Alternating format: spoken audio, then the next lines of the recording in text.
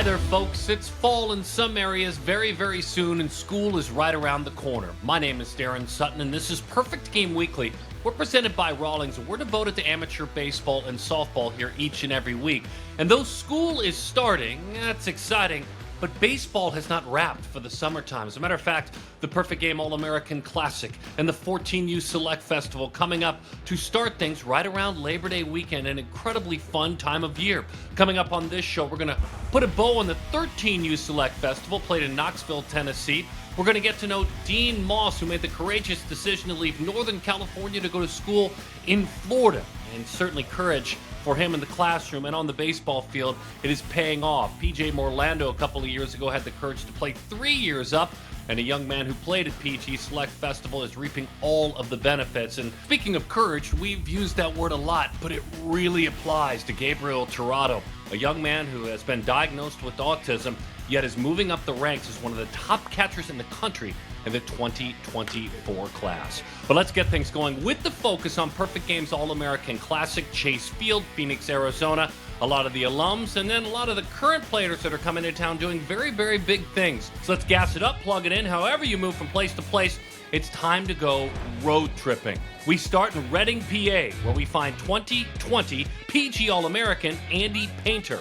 Last time we checked with him in May, he began his first full professional season. Well, on Sunday, he made his Double-A debut. Double-A, he's not even 20 yet. How'd he do? He struck out 8 over 6 scoreless innings with no walks and just 3 hits. Again, did I mention he's only 19? Talk about a fast riser. Over his last 6 starts, he's given up 1 earned run, 53 strikeouts, just 4 walks in 39 innings. That's a teeny tiny 0.27 ERA with a K rate of 35%.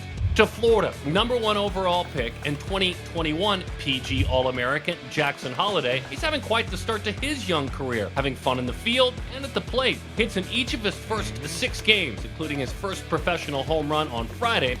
Orioles fans have to be loving what they're seeing this summer. To Arizona we go. Let's get a look at fellow 2021 All-American Cam Collier. He just wrapped up his rookie ball season. Early reports are they're crazy. Wow! In 23 at-bats, he hit .391 with a pair of homers, a 1244 OPS, and perhaps even more importantly, 8 walks and only 6 strikeouts. What a start for the son of Lou Collier, who played in the big leagues, doing it in the desert. And speaking of Arizona, as we mentioned, that's where Chase Field is, the home of this year's All-American Classic. It's where you can see Southern California-based All-Americans Eric Batante, Rafi Vasquez, Brandon Winokur, Gavin Grahovic, and Trent Carraway on the field Sunday night. Well, those young men took time out of their week and paid a visit to Make-A-Wish Foundation's headquarters in Orange County on Friday afternoon. They and their fellow All-Americans are raising money for PG Cares to benefit Make-A-Wish Foundation this season. As a matter of fact, they're not even all the way to the finish line in their fundraising. They have put together nearly $100,000. Very good perspective, baseball, and then helping those through the PG Cares Foundation that are either underserved or in that treacherous battle with pediatric cancer. When we come back, an opportunity to take a look at some of the best 13U players in the nation. They had a heck of a game on campus at the University of Tennessee. The pictures from PG's 13U Select Festival next on Perfect Game Weekly, presented by Rawlings.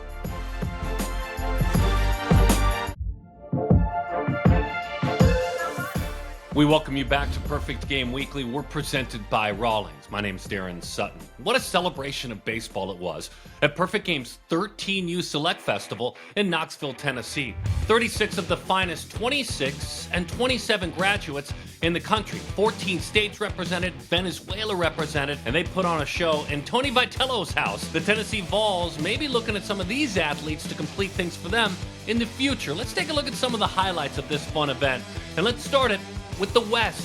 2-run first inning, but all eyes on this play. Frisco, Texas's Lash Henderson. Rawlings Defensive Player of the Year Ricky Lopez takes the base hit away. The young man out of New York City who is trained in the DR. We saw defense all day long. Oh my goodness, a run scores. Saw some offense in the bottom of the second inning, though. Hawaiian-based Zane Ho'okala hands in a rocket to the other side to right. He was the two-way player of the year at the banquet the night before. He played at a pair. Beautiful approach. Zane, of course, to Knoxville from Waialua, Hawaii to make that trip. Top of the third inning, East squad, William Cutshaw. Cutshaw lashes that one into right field. That one's down. We'll go all the way to the wall. Let's watch him run.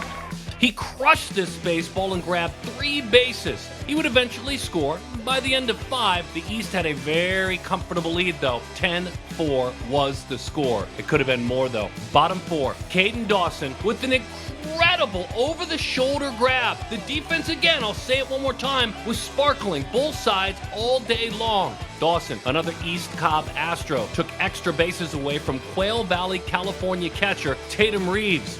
Reeves did have a pair of RBIs, as did Ho'okala, and Carter had not. And a note from the mound we need to throw in. Perfect game overall player of the year, Chase Fuller, a primary middle infielder, hopped up on the mound and touched 90 during his work in the bottom half of the 6th inning. Incredible all-around athlete. In the end, the West won it 12-4, and the talented Hawaiian Ho'okala was the game's MVP. What a week to celebrate the future of the game in Knoxville, Tennessee.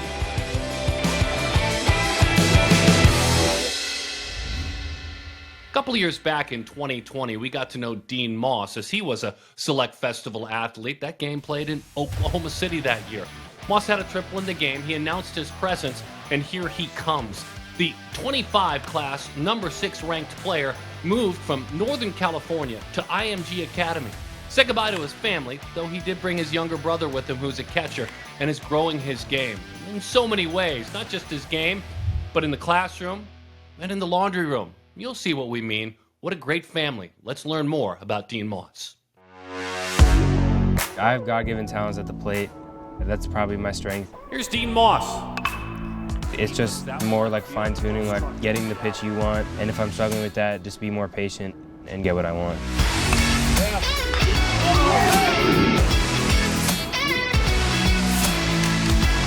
I believe I could play pretty much everywhere on the field except for probably catcher and pitcher. You just have to have confidence that you can play every position. And the outfield is more of a thing where you just have to get a couple reps in practice, but infield you have to do a lot more things. I've been progressing in the outfield with my speed and with my range and reads, and that's just something I've been working on with my coach at IMG. I love where I'm at there. I wanted to be somewhere where I can play the best because there's really good teams that we play in Florida, and we're not in like a specific division, so we can play anybody we want. The competition's good, and the people I'm around are just very good baseball players, so it just pushes me to be better and the best I can, and I didn't feel like I could get that where I live. So the most challenging part is probably being away from all my friends in California and everyone that lives there. It's just something I have to get used to, but I think I've set in well because all my friends, I've made a lot of friends at IMG, and it's hard being away from family, but I've gotten used to it. Thankfully, my parents, they come out probably every 2 weeks to Florida. If it's been like a couple days, I usually just like hit them up and say like, how you doing or something like that, just to check on them because, it's hard, but I'm used to it. I think it's prepared me a lot for college or wherever I end up next. I think it's just that, independence. I have to, I have to like manage my own stuff. I don't have my parents to like do things for me. So it's just kind of a thing where, it prepares me well, and I think I just have to learn how to do things like independently. So I think that's a big part. I didn't know how to do a lot of things when I went to IMG, so I had to learn how to do like do laundry or like, I take out the trash every day, so it's just, I have to do a lot of things. You a good folder? Yeah, I can fold my, Or do you hang all your t-shirts? I hang them. Oh, but I fold a lot, I fold everything up though. Okay. My hitting coach, Jamal Harrison, he's kind of taught me a lot of things about life. He taught me that we need to get more people of color into baseball, so I think that's pretty cool that, I want to keep pushing it forward, and I think it's cool that, more people of color are trending towards baseball. Yeah, there's a lot more. You look around, you see like a lot on the field when you see it, and I think it's a beautiful thing. And I think it needs to, keep being pushed forward.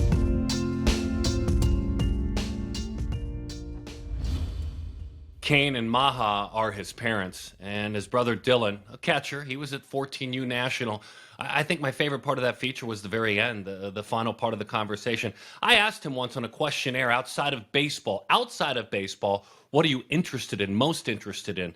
He said history, and as I quote, specifically the civil rights movement. Loved getting to know Dean, even more so this year as he gets older, around the field and specifically off the diamond. When we come back, the story of another talented young baseball player storming into his junior year of high school, MVP trophies left and right, and an incredible developing Mississippi State commit. The story of PJ Morlando. When we come back on Perfect Game Weekly, we're presented by Rawlings.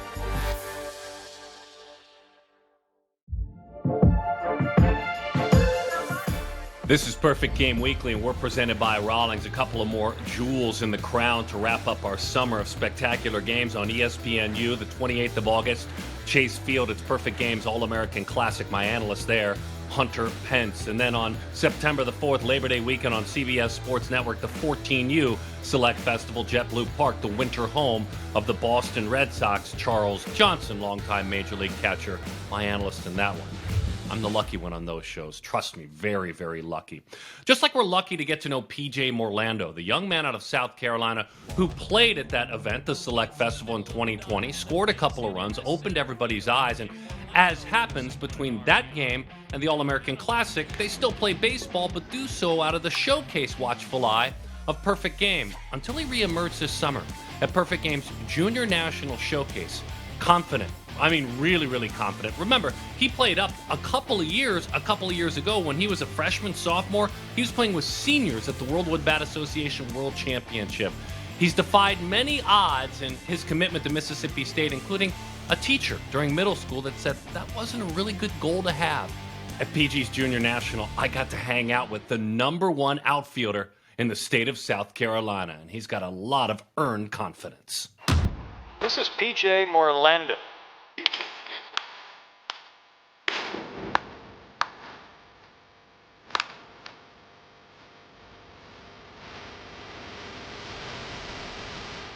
As soon as I stepped on the national platform, I mean, that's something that you just dream of. You know, you're fighting for what you deserve as your spot in the country, and you're playing against kids who love and respect the game as much as you do. You know, it's a great time to show what you have and show the scouts, of course, what your talents are.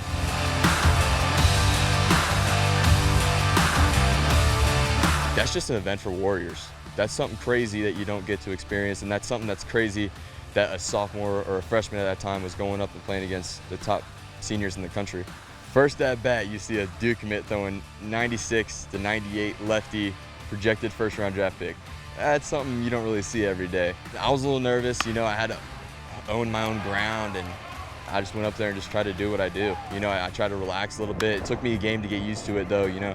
Going into the second game, I was way more relaxed. I was going up there knowing what I could do. My dad was in the military. He's a big push-up, sit-up, pull-up guy. He was a master sergeant in the Air Force. He was in the 20 years, moved around a lot, and that obviously impact of where I lived, who I talked to, different cultures, languages even. So I think it was the best thing that ever really happened to me. It's a good thing to look up to. Everything that he did for this country, fought for our freedom. So, you know, going into school knowing that my dad fights for my freedom, I think it's a great thing to go into. I think it was awesome. It was, you know, a different childhood, and I enjoyed it. I went to a Diamond Prospect Showcase, and the guy that who runs it is kind of like a family friend, and so Lamonis and Foxhall, they're from South Carolina, so like kind of all came into like a small world type scenario, and I got in communication, and as soon as I did, it was family. They welcomed me, they wanted me, they showed that they wanted me, and then I go out and I go see the school, and I'm like, yeah, this is where I want to be. This is exactly where I want to be. 15,000 fans, you can't beat it. You can't beat it.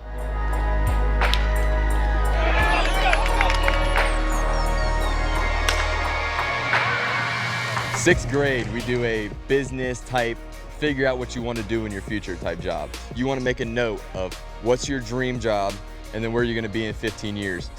Obviously, I put my dream job as MLB baseball player. Where will I be? Hopefully, an MLB star. So she came back and she gave me my paper. She said, it's not realistic enough. I want you to pick something that you think that you can actually achieve.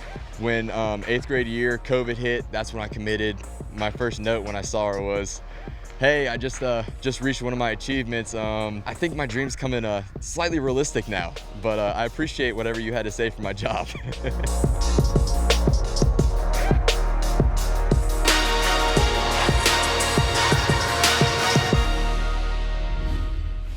By the way, let's dive in on some of the numbers at this event. Exit below 100, top 99%. As a matter of fact, he's top 99% if you round up in all of them, including the Diamond Kinetics numbers. Max barrel, by the way, is max speed at the sweet spot during swing. Impact momentum, a combo of barrel speed at impact and the weight of the bat. Max acceleration, measured in G's, is how quickly your bat can reach top speed. Oh my goodness. Confident man, coming of age. Can't wait to see him over this year, and he's probably tracking to be a perfect game All-American in the summer of 2023. When we come back, a story of courage, a story that will inspire and make you want to pull for a young catcher out of Connecticut. We'll leave it right there. You won't want to miss it. It's Gabriel Torado. His story on Perfect Game Weekly, presented by Rawlings.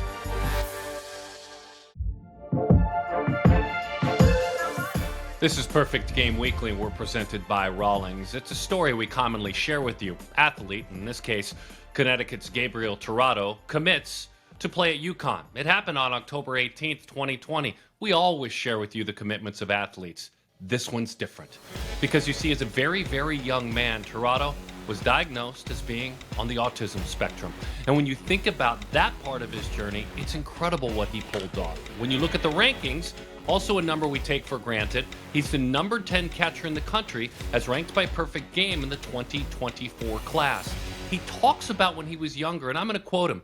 He said, "I had a mental and a big emotional battle. Socializing and expressing myself was very, very difficult at a very young age." Now he's confident. Now he's boisterous. And he's got thunder in the left-handed bat. And he's empowering many to take charge of their futures and their journeys, those that have that similar walk with autism. Here's Gabriel's story. I'm a 5'9", 205-pound catcher from Connecticut. I love to swing it. That's my tool. I mean, that's kind of just what got me here, and that's what's got me on the stage, and just getting that other side of the game up too has been a pleasure, and just me as a player. But yeah, I like to swing it. I like to catch. I like to be with my teammates, and I like to be a good person as well.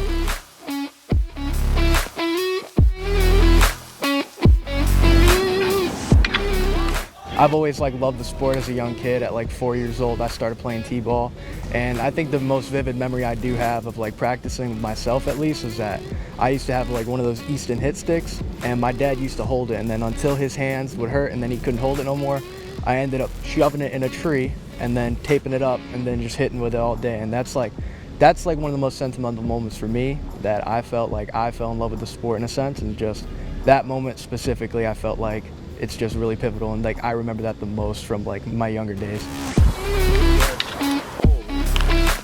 I like to create a wall with my front leg, and so I usually step and I try and stay right behind it, so that starts from my legs down right into the torso. I like to create good separation with my hands and my torso, and so I'm keeping that stretch while I'm planting my foot.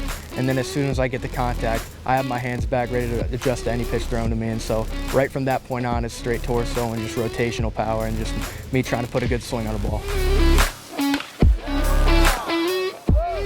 For a Northeast baseball player, I would say personally we're really gritty. We don't like to give up. I mean, my commitment at UConn, this season they were hungry, they were gritty, they were not satisfied. Once you let them get by on one little error, they would capitalize on it, and we take a lot of pride from being up north, because all the guys down south, they're very good at baseball, and we just want to be just as good, and so, we're gritty, we don't like to quit, and we just want to be just as good as the guy next to us. For me personally, I just tried to stick to my game personally and just stay true and kind of just work on myself,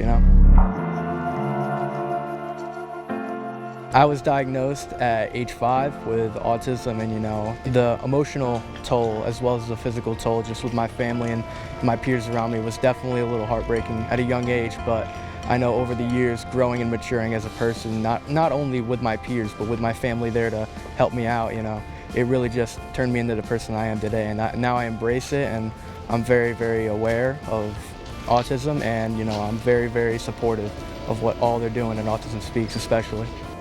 Well, I will tell you, he almost have a photographic memory. You can ask him about a game from a year ago. He can remember every pitch of every inning. Same with bats. He's obsessed with bats because he's a hitter. So he can tell you anything about every batch from now or 10 years old. You know, he has that mindset. I think has helped him a lot, especially as a catcher. You know, because he remembers if he played you 1 year ago or 1 day ago. So it's great for him. I remember certain specific moments from 5 years ago that people that are not on the spectrum would have a tough time kind of remembering in a sense. It's just the little nuances that I feel like I kind of remember. Like, for example, if I'm on the baseball field, I know 2 innings ago, there's a runner on second. My pitcher does an inside move and I see a little hand jolt and I know he's going to bunt. And so 3 innings later and the same situation comes up, I know it's going to happen, so I'm calling a curveball or something. And I know those little nuances I've known, or like remembering the little things, I feel like especially helps me in the baseball sense, but as well as in the world. Don't give up, honestly. Like, there's nothing that's holding you back. I mean, your biggest obstacle is yourself, and so if you can embrace what you have and everything is God-given, and you know, if you feel like you can overtake it and do what you want to do, I mean, you can do anything. Put your mind to it and you're able to do it.